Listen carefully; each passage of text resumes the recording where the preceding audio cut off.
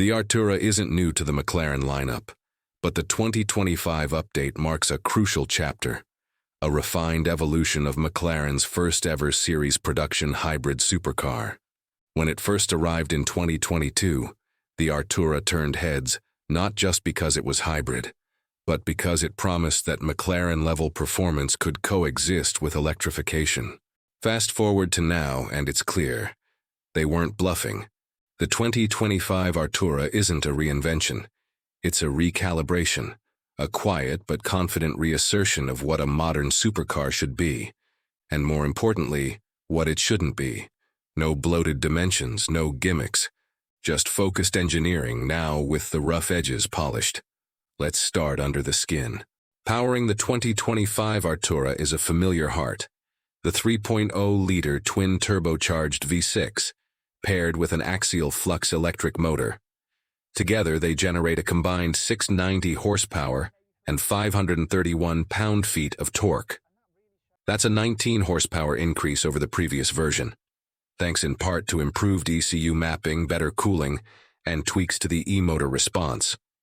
But forget the numbers for a second. Because when you drive it, what matters more is how it delivers that power. The electric motor isn't just a bolt-on gimmick, it's a seamless part of the experience.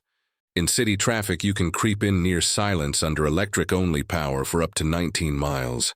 But mash the throttle, and that V6 screams to life, bringing with it the kind of acceleration that warps time and space. 0 to 60, just under 3 seconds. Top speed, 205 miles per hour. But again, numbers can't tell you how this car feels. You feel it in the weight of the steering, hydraulically assisted, precise, alive. You feel it in the way the car changes direction, sharp, immediate, like it's reading your thoughts before you even move your hands.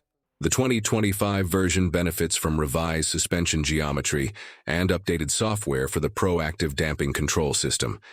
It's more settled now, especially over mid-corner bumps. There's more compliance when you want it, but still the rigidity and connection McLaren is known for. And then there's the transmission, an 8-speed dual clutch that snaps through gears with intent, yet knows when to calm down in daily driving. Reverse gear, by the way, is electric only.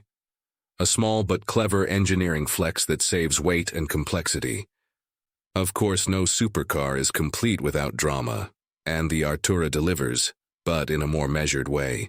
Where a Lamborghini shouts, the McLaren converses. There's still a rawness, especially when the V6 is at full song, but there's also a maturity to the way it all comes together. This is a car that knows its purpose. It's not trying to be loud for the sake of attention. It's trying to be fast, smart, and balanced. Slide into the cabin, and things have taken a step forward here too. The 2025 Artura doesn't just drive better. It feels better to live with. The seats are all new, lighter, more supportive, and now available with ventilation, which is a first for McLaren. The infotainment system, once a sore point, has been improved significantly. Response times are faster, the interface is cleaner, and, thank the engineers, there's now proper smartphone integration via wireless Apple CarPlay and Android Auto. McLaren has also worked on reducing cabin heat and improving material quality. There's more leather, Alcantara, and carbon fiber, but it's tastefully done.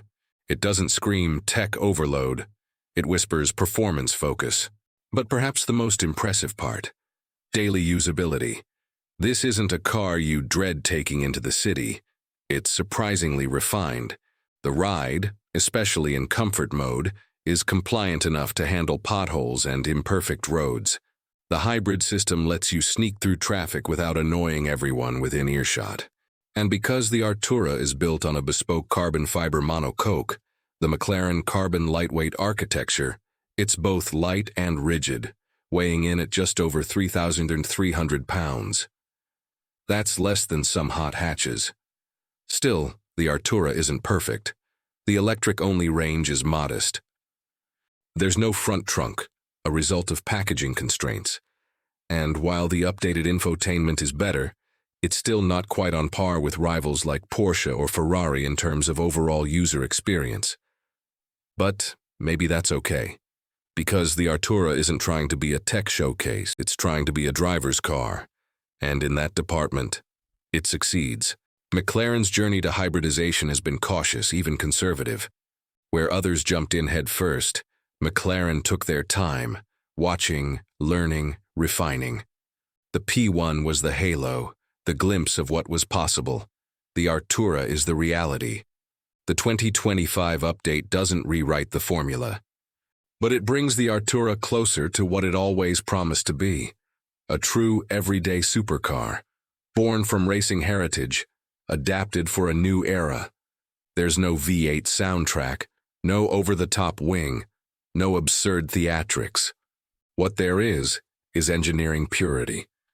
Every part of the car feels like it was built with intent, and that's rare in today's world of algorithm-designed experiences.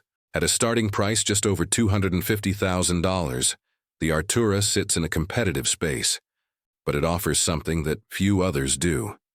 A connection between old-school driving feel and next-gen hybrid performance. It's the kind of car that doesn't just look good on a spec sheet. It makes sense when you drive it, and it makes you want to drive more. So, where does the Artura stand in McLaren's lineage? It's not the rawest, not the loudest, not the most powerful, but it might just be the most relevant. A car that understands the moment we're in. 1 foot in the past, 1 foot in the future. And as the world shifts toward electrification, McLaren has shown, once again, that performance doesn't have to be sacrificed. It just has to evolve. This is the Artura, and it's not just a supercar for 2025.